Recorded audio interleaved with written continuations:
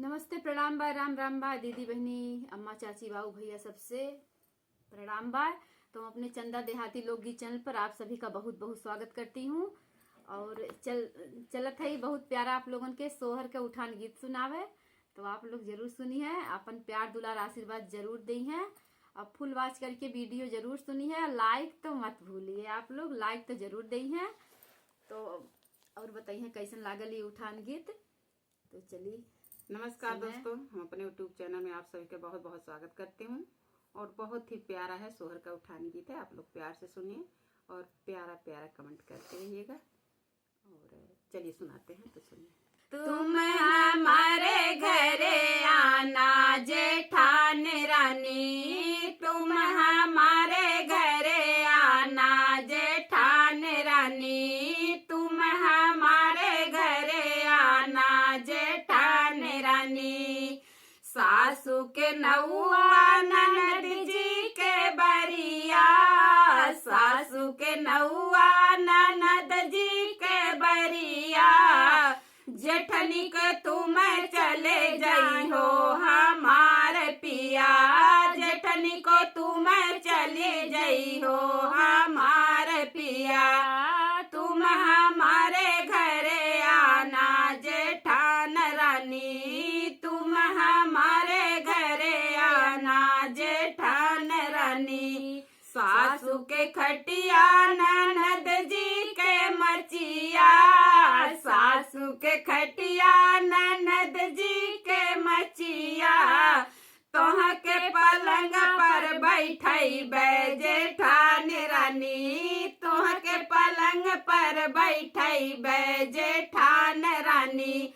तुम हमारे घरे आना जेठान रानी, तुम हमारे घरे आना जेठान रानी। सासू चली गई नी, ननद चली गई नी, सासू चली गई नी, ननद चली गई नी।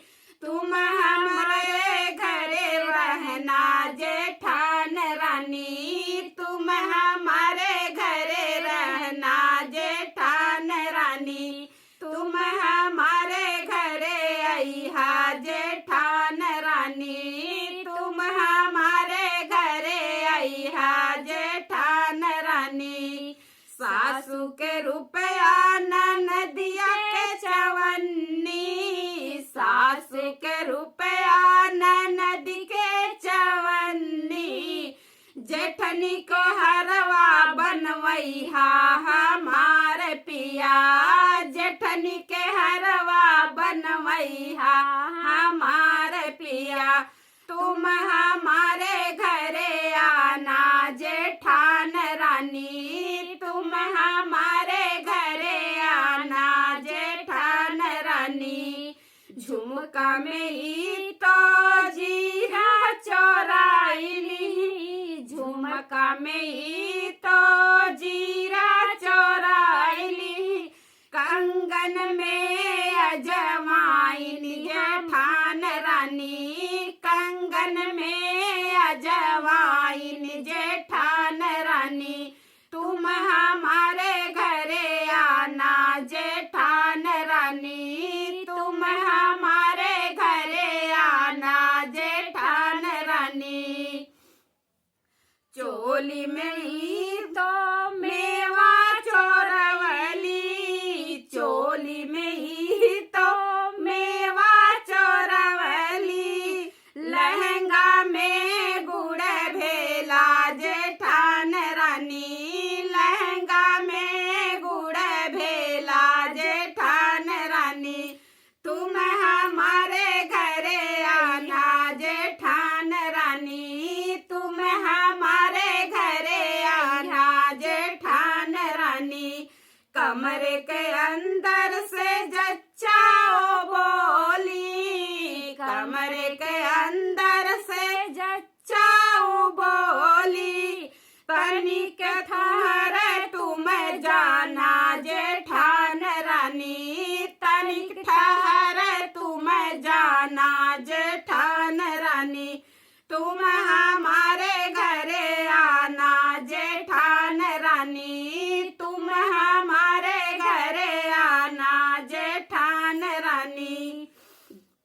झुमका से ऊ तो जीरा निकलवाइली, झुमका से ऊ तो जीरा निकलवाइली, कंगना से अजवाइन जेठान रानी, कंगना से अजवाइन जेठान रानी, कंगना से अजवाइन देवरान रानी।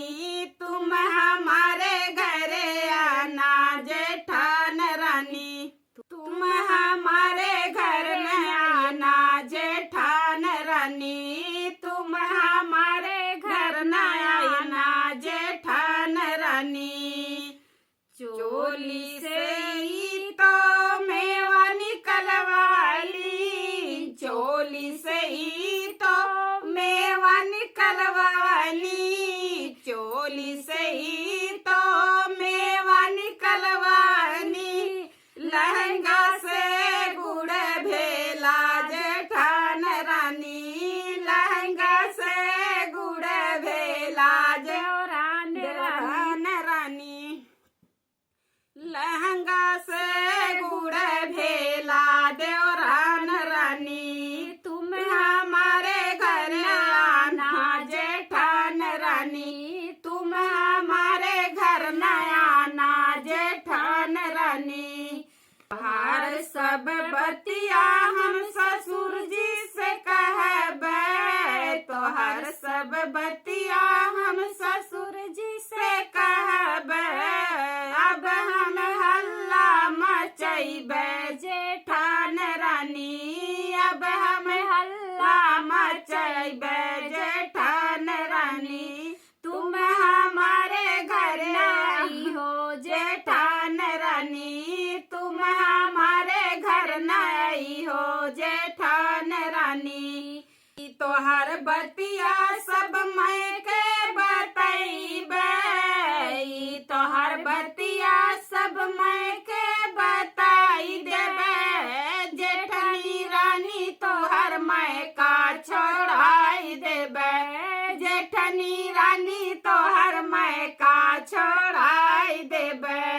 अब ना मेरे घरे आना जेठान रानी, अब ना मेरे घरे आना जेठान रानी। ई सब बात हमें जेठ से बताई बे, ई सब बात